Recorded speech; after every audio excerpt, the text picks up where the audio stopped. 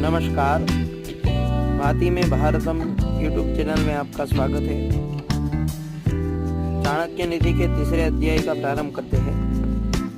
कस्य दोषः कुले नास्ति व्याधिना केन पीडितः व्यसनं केन संप्राप्तं कस्य सौख्यम निरंतरम। अर्थात इस दुनिया में ऐसा किसका घर है जिस पर कोई कलंक नहीं। वह कौन है जो रोग और दुख से मुक्त है। सदा सुख किसको रहता है। आचारः कुलमाख्याति देशमाख्याति भाषणम संभ्रम स्नेहमाख्याति उपराख्याति भोजनम। अर्थात मनुष्य के कुल की ख्याति उसके आचरण से होती है। मनुष्य के बोल चल से उसके देश की आख्याति बढ़ती है। मान सम्मान उसके प्रेम को बढ़ाता है एवं उसके शरीर का गठन उसे भोजन से बढ़ता है।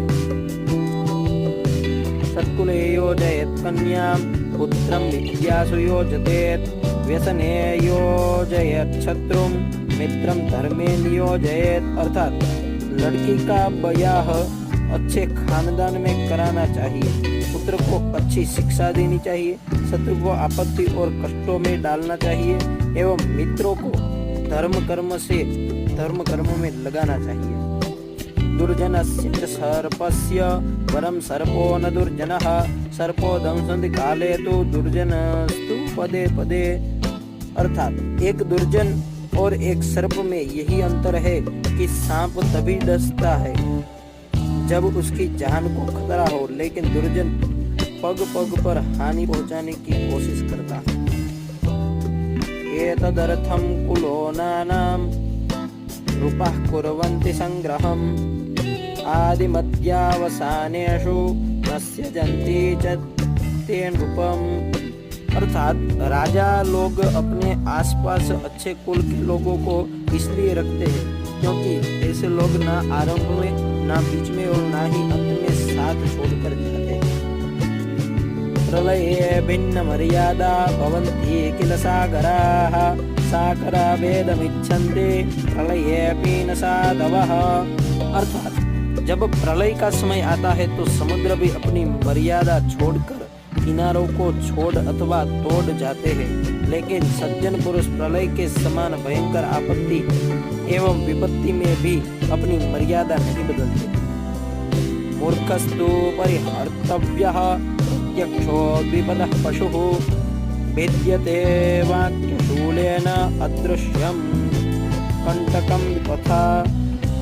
अर्थात मूर्खों के साथ मित्रता नहीं रखनी चाहिए, उन्हें त्याग देना चाहिए, क्योंकि प्रत्यक्ष रूप से वे दो पैरों वाले पशु के समान है जो अपने धारदार वचनों से वैसे ही हृदय को छलनी कर देते हैं जैसे अदृश्य कांटा शरीर में घुसकर छलनी करता है। रूप यौवन संपन्ना विशाल कुल संभवाः विद्याहीना न शोभन्ते निर्गंधा इव कीशुकाः।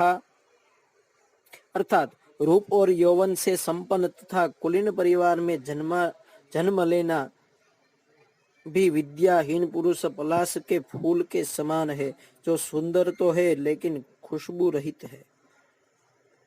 कोकिलानां स्वरूपम नारी रूपम पतिव्रतम विद्या रूपम कुरूपाणाम क्षमा रूपम रपस्विनाम।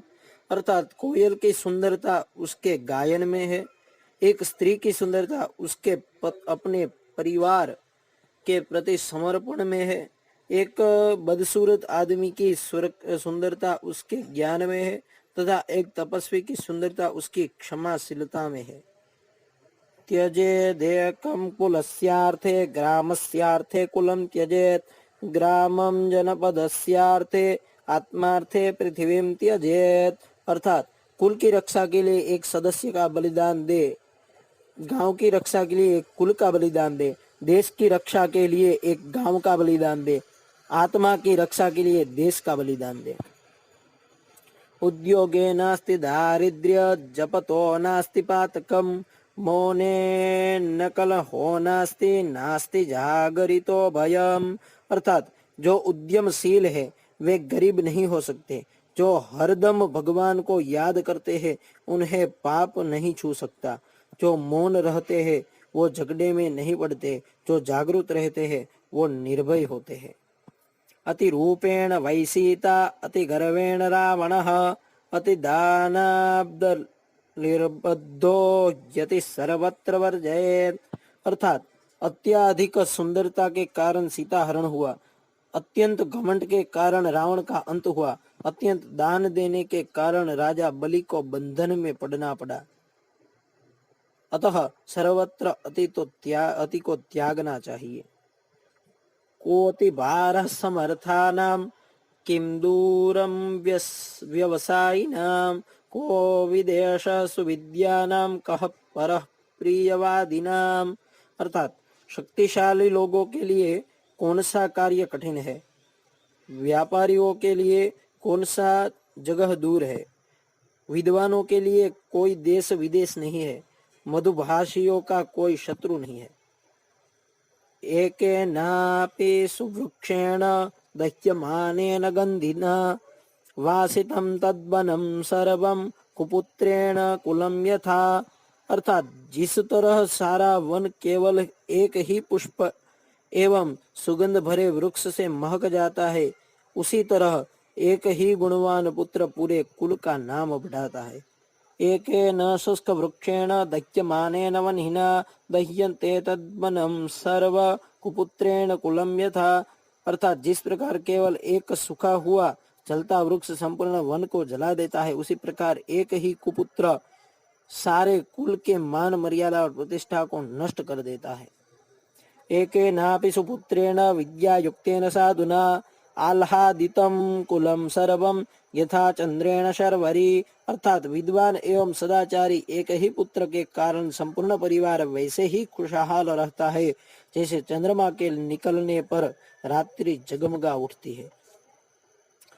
किम जातेर्बहुभिः पुत्रैः शोक संतापकारकैः, वरमेकः कुलालंबी यत्र विश्राम्यते कुलम। अर्थात ऐसे अनेक पुत्र किस काम के जो दुख और निराशा पैदा करे, इससे तो वह एक ही पुत्र अच्छा है जो संपूर्ण घर को सहारा और शांति प्रदान करे। लालयेत् 5 वर्षाणि 10 वर्षाणि ताडयेत्, प्राप्ते तु 16 वर्षे पुत्रं मित्रवदाचरेत्।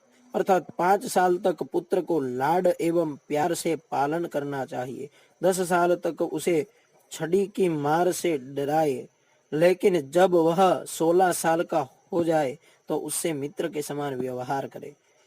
उपसर्गेण्य चक्रे च दुर्भिक्षे च भयावहे, असाधुजन संपर्के यह पलायति जीवति। अर्थात वह व्यक्ति सुरक्षित रह सकता है जो नीचे दी हुई परिस्थितियों का उत्पन्न होने पर भाग जाए। पहला भयावह आपदा, दूसरा विदेशी आक्रमण, तीसरा भयंकर अकाल और चौथा दुष्ट व्यक्ति का संग। धर्मार्थ काम मोक्षेषु यस्य कोऽपि न विद्यते, जन्म जन्मनि मर्त्येष मरणं तस्य केवलम। अर्थात जो व्यक्ति निम्नलिखित बातें अर्जित नहीं करता वह बार बार जन्म लेकर मरता है। पहला धर्म, दूसरा अर्थ, तीसरा काम और चौथा मोक्ष। मूर्खा यत्र न पूज्यन्ते, धान्यं यत्र सुसंचितं, दाम्पत्ये कलहो नास्ति तत्र श्री स्वयमागता। अर्थात धन की देवी लक्ष्मी स्वयं वहां चली जाती है जहां मूर्खों का सम्मान नहीं होता। अनाज का अच्छे से भंडार किया जाता है, पति पत्नी में आपस में। दोस्तों, यहाँ पर चाणक्य नीति का 3रा अध्याय समाप्त होता है। इस वीडियो को लाइक, शेयर और सब्सक्राइब जरूर करें। हमारे चैनल को सब्सक्राइब करना ना भूलें। जय हिंद।